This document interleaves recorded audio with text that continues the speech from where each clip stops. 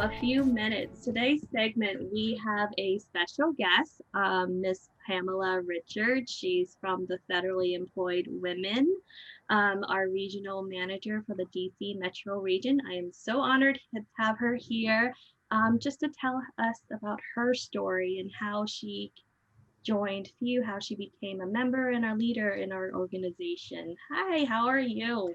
I am wonderful. How were you, the Women with the Mission chapter? Fantastic. We're great. Doing great. Awesome. Awesome. So today, of course, I have Andrea, Brittany, and David with me as my co-hosts. So let's start this interview off, shall we? How long have you been with FEW?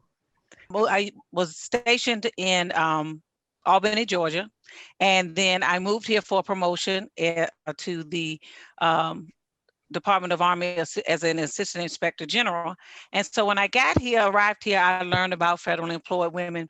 I had gone to my second agency. My first agency was the IG's office, but then I went to pretrial services agency. And from there, I had heard about it at the first agency because they was providing training. And they said, do you want to go to this training event? Because it's all about women. I said, oh, I don't know about that. So then when I got to pretrial, some other ladies talked about it as well. And I said, let me see what this federal employed women is all about. I said, because I'm not into joining a lot of clubs. So I said, I never heard of it. So let me check it out and do some research. And so I looked it up on the website and saw what the mission and vision was about for women. And I said, okay, well, maybe I should attend to see what it's all about. So my very first NTP, the National Training Program in Philadelphia. And I went to Philadelphia. When I got there, all these ladies were there. And I was like, wow, I've never seen so many ladies in one place like this, for a professional event. And so they were up on stage having a throw on that reception night that Sunday. They had all these glitz and glamour and ladies was up there dancing and things like that to welcome everybody. And I said, well, I want to be a part of this organization. And at the time, Miss Sue Webster was the national president. And so when I came back from that NTP, I went back to my agency and I told my agency, because they paid for your membership. And I went back and told my agency that I wanted to join Federally Employed Women. And I joined it during, it was in 2013.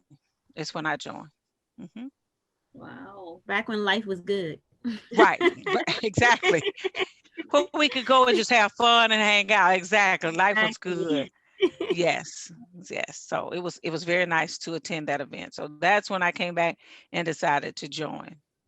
So I have a question about that training event that you Hmm. mentioned. Do you Yes, know ma'am. if that was annual, like it happened once a year? Hmm. Or I just joined you actually a couple months ago. Oh, oh I'm not wow. sure I Well, remember.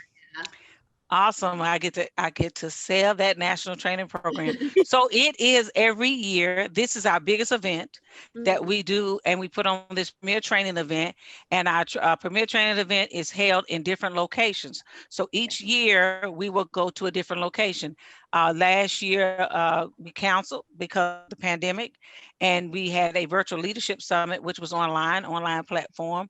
We had budget, well, not necessarily budget. We had just planned for 360 some people because it was short notice because of the pandemic. But we actually ended up with 900 people who attended that virtual leadership summit that was virtual. That was our very first one, because all the other 50 plus have been at a various location.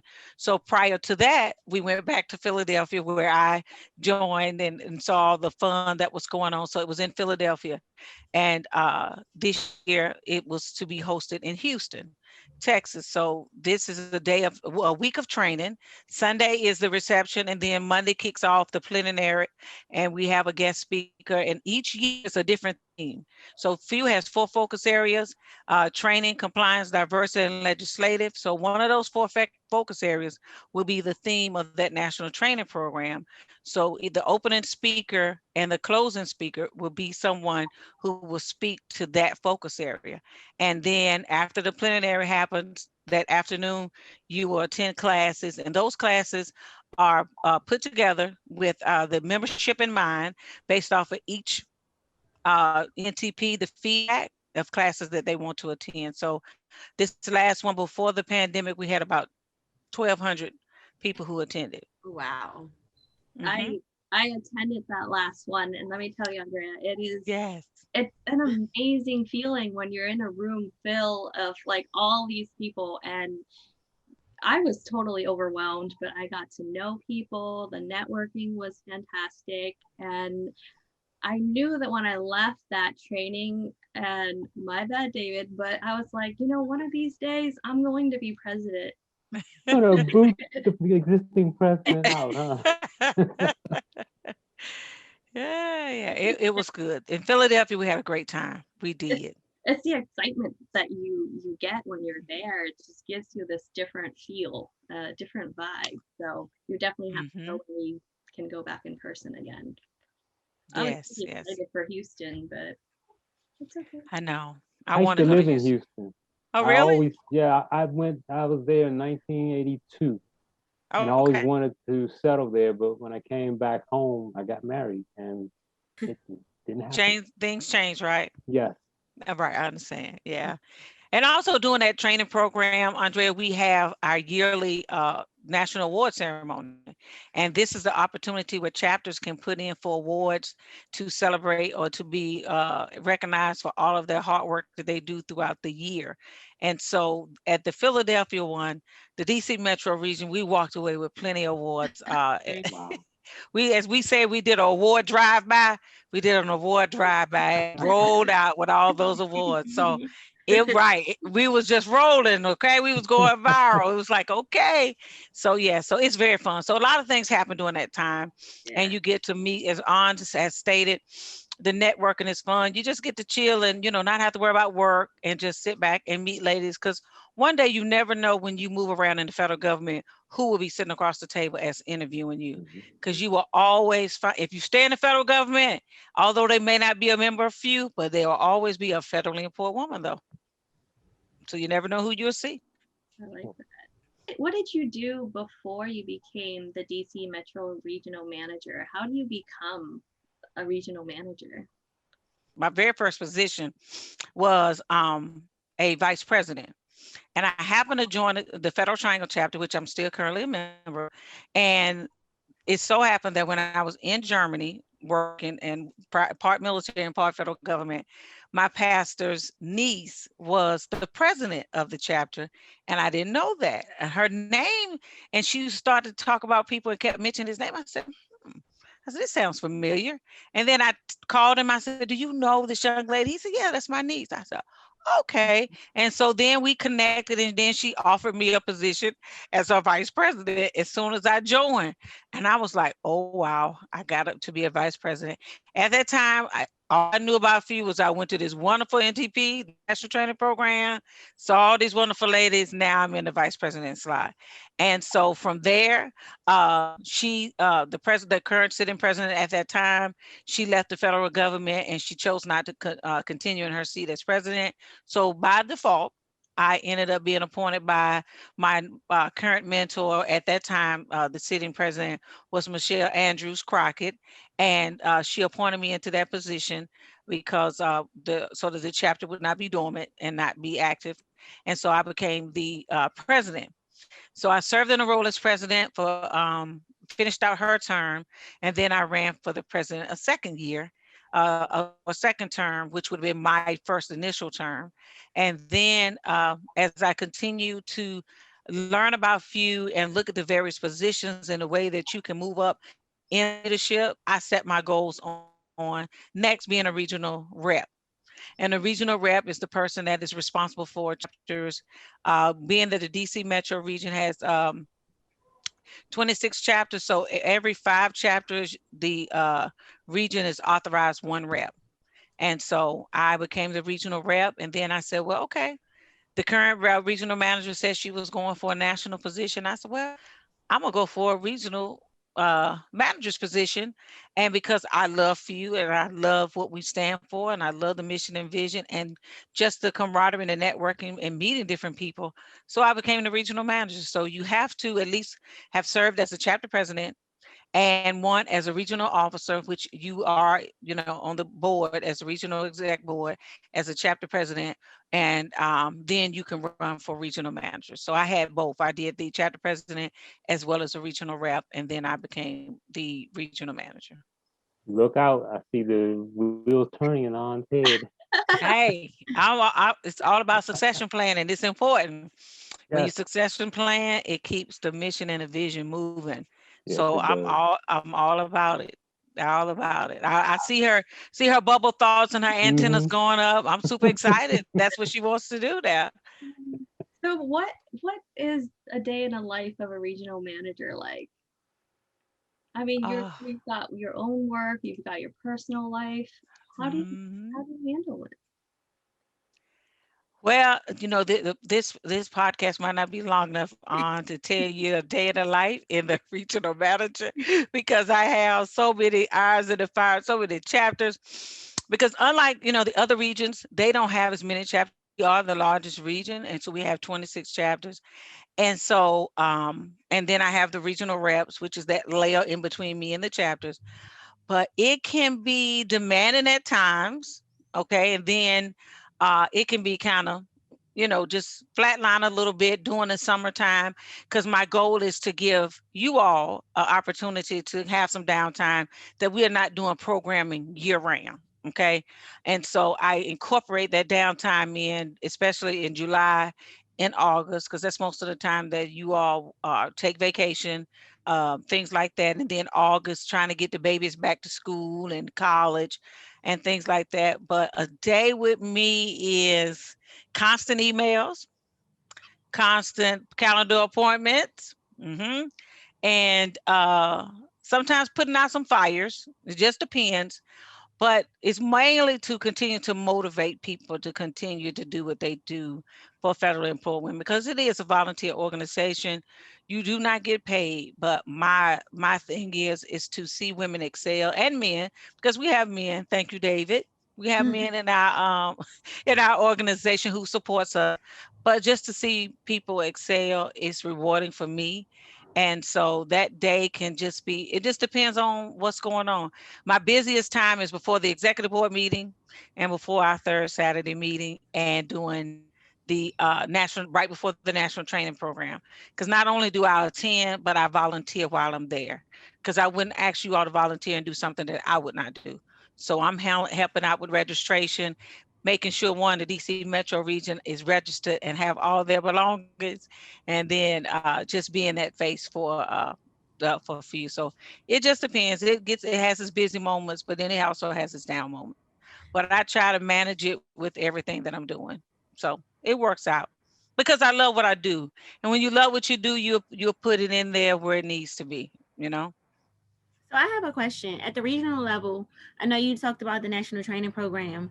Mhm. That sounds like it's your biggest event of the year. Do you all do other small events throughout the year, and how often do you do those events?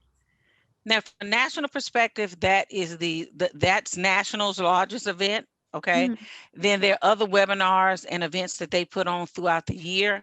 But also each region is supposed to have a regional training program, which kind of helps out and offsets national from that big event that they have year round.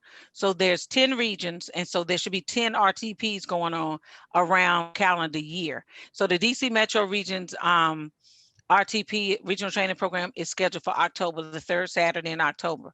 So we have something similar to the national program, but scale back a little bit. We don't do all week. We do one day, which is that third Saturday.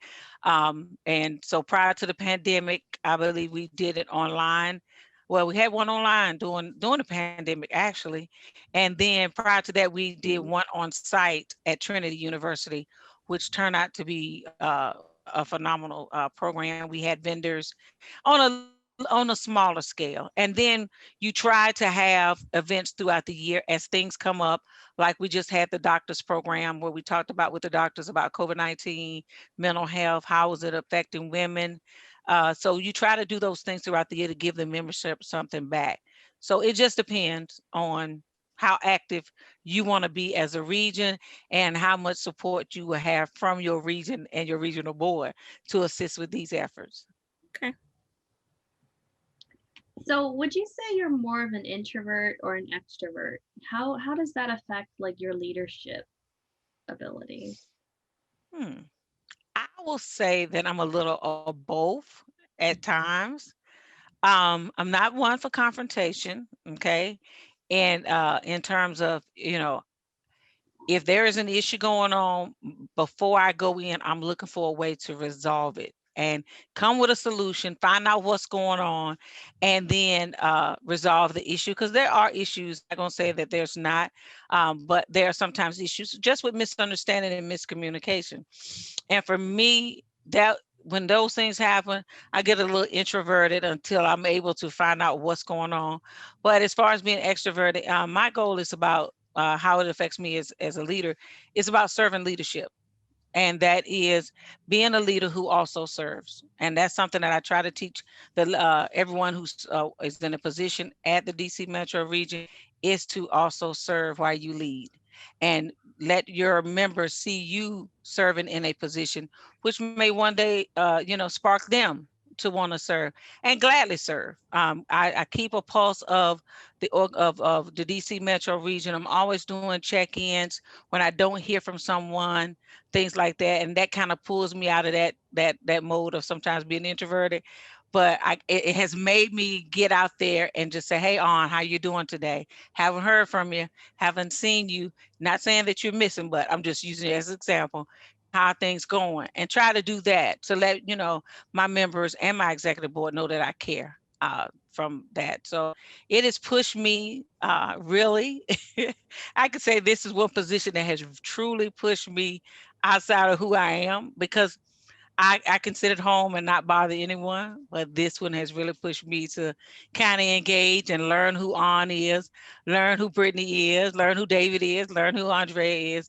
And it's important to know your who works with you. So I pretty much know everyone by name and what chapter they belong to. And I think that's important because that makes people feel inclusive and welcome. So it has pushed me quite a bit. So I think I'm more extroverted than introverted. Well, I appreciate your extrovertedness because I remember you reaching out to me a few times when our chapter was going through some things, and Mhm. that energy that you had that sparked us to move Yes. forward. So yeah, Yes. You all Yeah. doing a phenomenal job as well. I just want you all to know that you all have really I'm just like amazed and all of the great. I be bragging. So when I talk to the national president, I said, let me tell you about the Women with the Mission now. Women with the Mission turned it around. They have a podcast going. They have a few minutes going. I said, they have this going over here. They have their Facebook page, the logo. I said, they're doing a phenomenal job over there. So I be bragging on y'all. Now, don't think I don't. I brag on my leaders and what they do. So thank you all for all that you all do for federally employed Mhm. women. That's awesome. Thank you. I also saw your extroverted side when you did the you guys were feeding the homeless and doing the toiletries. You were like in action. I'm like, excuse me, anybody know where Pamela is? They like, she's over there. Well, can y'all just pass this to her because she is in it. Yes. Now I love community service and I love serving. That was a very rewarding event that we did with feeding the homeless, and that was my first time like doing it in that big capacity and Mhm. outside. Number two, and it was cold. Yeah. So we were yes. So we were working, but I had fun. Yeah, when I get in that mode, I'm just like, let's get it done. Let's serve them. So yeah. Hmm. Yes, I couldn't stay, but it looked like it turned out to be really great. You guys were serving a lot of people when I came down, so I know it. Yes, it was quite a bit. But everybody was fed that day. I can say that, if Awesome. not twice. So it was very rewarding. Very rewarding. So, as a leader, how do you, with all of your workload, like your personal life, your regular work, and then there's the regional stuff, how do you handle difficult situations, especially with like the chapter leaders, the presidents, or, those chapters that are following a bit behind? Like, how do you handle difficult situations like that? And where do you even yes, Pamela, how do you handle that? yeah. Well, as David know, I will call you and then I'll give you some time and then I will call you again. But as a leader, I am understanding that I know life happens. Okay. I do know that people have a lot going on in life. And with this pandemic, it has added some extra stress to some of our presidents and just their leaders in general that are in chapter. And so, new mothers, new persons who are taking care of the elderly parents that they did not plan to do so. So I'm being understanding and also letting them know and being able to assist them, having that open door policy. You can come to me and talk to me and let's talk this thing through and let's figure out a plan on how we're going to get this done. And once we talk through it, and then set a suspense date so that we can get this done. So that is one as a reminder to me, as well as to whoever that chapter president or chapter leader is, that, we need to get this done. Because my goal is to ensure that we are compliant in all that we do here in the DC metro region. And so that we will always be in good standing, because if you're not compliant, you're not following your bylaw, you're not in good standing. And that's not something I want to happen. And so before chapters get to that level of not being compliant and possibly have to go through the waiver process, I will do all I can to ensure that that does not happen. And that is, if I even have to meet that president, pre-pandemic, and sit down and just write this plan out, we're going to write this plan out. And being able to let them know that I'm here for you, that I care. And if at any time that you can't, then let me know. And we'll find someone else to step up and be in that role. I don't want anybody to be in the position and feel like they have so much pressure on them that they can't do what they need to do, which leads to them not doing a good job. So I always say, leave the top of your game if you have to, and continue to stay a member and continue to be active.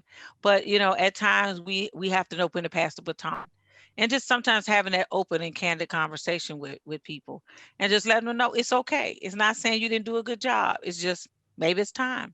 It's a season for everything. I feel like a lot of times with the roles like these, that sometimes it can be a thankless job. You're volunteering your time. I mean, most of the time it's a thankless job. Like, you're doing so much behind the scenes. How do you keep yourself motivated? Well, as I stated early on, if when you love something, as they say, when you love a thing, you'll do whatever it takes to make sure it reaches fruition. And my name is on it. And sometimes we have to understand your name is all you have, and that sometimes your name will go in the room before you even get there. And so I make sure that whatever my name is on, that I'm going to do it to the best of my ability.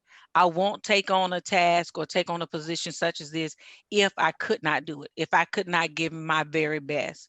And that is looking at my plate and saying, okay, well, I have this, I have this, I have this. Will this cause conflict over here? Will I have time to be effective? And if I find that I'm not going to be effective in this position or any position that's outside of, government work, then I have to be honest with myself and say, this might not be the time for me to take this position. Even when my first term as a regional manager, that was an opportunity to go and run for a position at the national level. And I said to myself, there's a few more things that I want to do here at the regional level to prepare myself for the national level, because there's a greater responsibility. But I also wanted to get to know few even more than what I did know, and the in and outs, and being able to sit and ask questions on the board a second time, so I'll understand how things are ran, and seeing if I could be effective at the national level when my term is done here. But when you all come to the meetings, and when you all tell me and report out all the great things that you all are doing, that's thank you enough, because that means that you all are excited, and something that I've done or said has assisted you with making sure your chapter is thriving and flourishing. So that is my thank you. Yes, sometimes it's thankless, but as long as you guys keep showing up at the meetings and at the training programs, and we are still impacting women and men, and we continue to advance women in the government, I'm satisfied. That's such a great outlook. I really appreciate hearing that. So, Oh yes, man. Thank you. Sounds like you are just beyond passionate about this role, really. I Mhm. can just feel it because from all the stuff that you do. Is there any, how do you put this, any tips that you have for somebody that wants to take on a role? It doesn't have to necessarily be a regional manager or, a president, just any role in general. What tips can you provide them? Know your why and why you're doing it. Okay. And keep your why in front of you, even when there's obstacles and roadblocks, which they may come, but your why will keep you going and keep you motivated. And be honest with yourself and looking at what you have already and saying, can I be effective in this position? Will I do a good job? Does this fit me? It may not be something that may fit you. And so you have to say, okay, this may not be a role for me, but this over here may work for me. So it's up to that person to ensure that whatever they're going to do and whatever role they're going to be in, that you can do your best in it. And always remain teachable. Always remain teachable, always, and get you a mentor. As I stated before, Miss Michelle Andrews Crockett, who's a former national president, she's my mentor. And so there are times that before I act and operate in Pam, I have to say, okay, what's Fuse culture? Because there's always a culture to every place, right? Mhm. So I said, well, so what's the culture and what has been done before I insert Pam's way? Because Pam's way might not be the right way in that moment. And so get you a mentor that's going to keep you grounded, keep you rooted, and know about the organization that you're in. Know what it stands for, how long it's been here, what is the objective. With Miss Allie Latimer, she is our first president, who is still living, who still attends every national training program, who still shares knowledge with us. I attend every one of those sessions, all about few, to hear from her and all the other previous national presidents who are still with us, because they still attend as well, just to hear those nuggets on how they were successful. And I write those down and I share them with you all. May not be that I said I got this from the national training programs, all about few session, but through conversation, through our meetings, I will share that with you all and pass it down.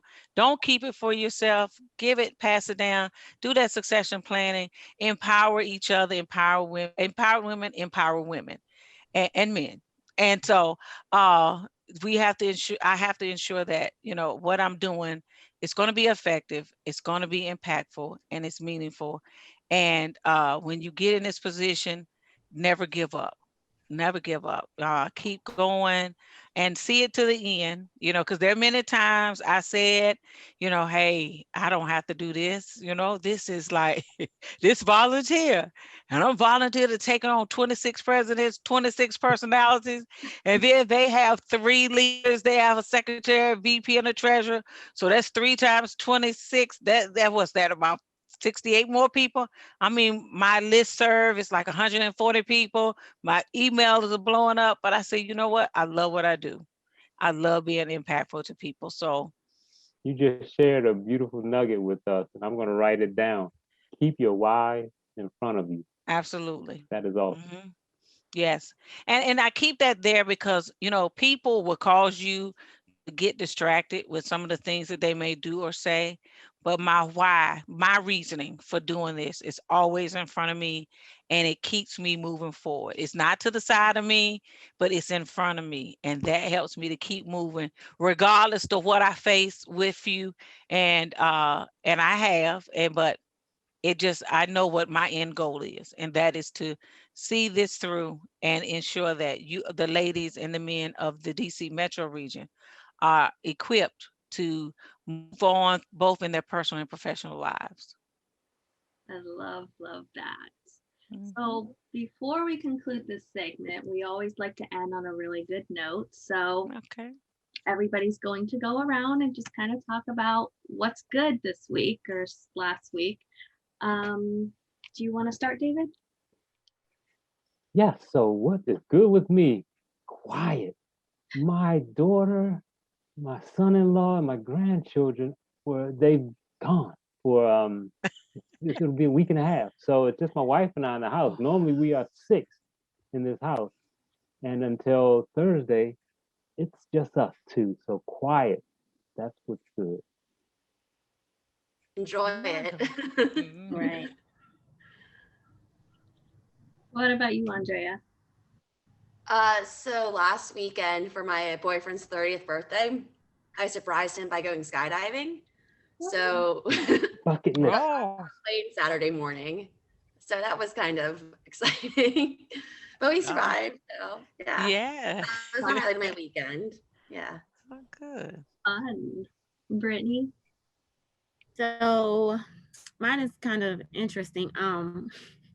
Last week in this new virtual world we're in where we're online shopping, I actually ordered my son some swimming trunks. But instead Target sent us a bra. So when he went to open the package, he's excited. His Captain America swimming Uh-oh. trunks are in, and it wasn't his swimming trunks. So yeah, we kind of laughed through that. But now he has his swimming trunks and he will be starting back swimming classes next week. So Were here you we able to explain what that was? are. Well, he has enough women in his family to understand. So yeah, and he's just like, I just need my stuff because I'm football Right. mom on Saturdays, I'm a basketball mom on another day, and now swimming. So Okay, yeah. Keep good. it balancing all out. That's a Yeah. lot going Yes, it is, but it keeps him going, and he goes to bed at night. So we're good. That's awesome. Miss Pamela, what's good with you? Well, what's good with me? As I stated at the beginning of the podcast, that my husband is in Trinidad, and so we're one step closer, just one other step before he'll be able to come to the United States for good. And so I am super excited about that happening.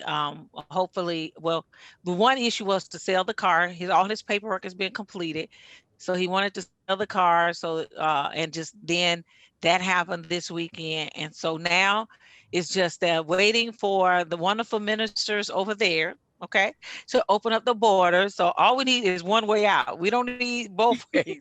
We just need one way out to come out, and he'll be here for good. So have not seen him since March 17th of last year. Wow. So what, like physically seen him? I mean, Mhm, we've seen mhm. video and things like that. And then, just to seal the deal is hanging out with you guys for this podcast. I really was looking forward to it. Kept looking at my watch. I said, I don't want to be late. I want to be ready. So this has sealed the deal. So I'll be excited all week that this is taking place. Always good to hang out with you all. I'm so excited. I know exactly how it feels when you don't have your spouse around. Yes. Mine will be leaving soon, so I totally get Oh, it. yeah. Military life is all good. Yes. Yeah. Mhm. Um, for me, let's see, I was very proud of my son. He's 10 years old, and at the age of 5, he was bullied in school. So he's never been a very tough guy, he's a very timid kid, very sweet kid. But we went to the playground the other day, and his sister wanted to cross this bridge, but there was these two kids that just kept like bouncing on the bridge and she couldn't cross. So I overheard him say, "Excuse me, but can you stop? My sister needs to cross." I never would have thought he would ever like do something like that to stand up for his sister. I'm like, that's cute. I'm really proud of you. That You was know? his sister. That's right. That's his sister. There's a difference Right. between him, but when it's his sister and he's the Mhm. protector, that's a good thing. You're doing a great job with This him. gave me butterflies. I was like, this is what? This kid used to be bullied. But That's what's good with me. Thank you so much, Pam, for agreeing to do this with us. It's been really fun getting to know you and continuing to get to know you. I absolutely love doing these segments because that's how we get to know each other. absolutely. Thank you for the opportunity. I do appreciate it. And you all keep up the phenomenal job you're doing. Thank Thank you. you. Mhm. Thank you for everything that you're doing. The passion, I totally see it in your eyes when you talk. Thanks.